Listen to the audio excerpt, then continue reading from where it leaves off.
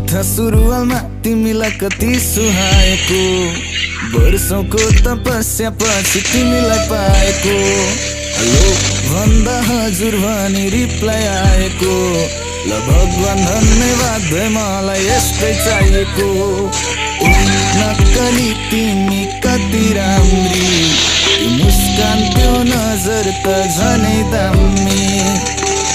नक्कली तिमी कति राम्री, मुस्कान त्यो नजर त झनै दामी।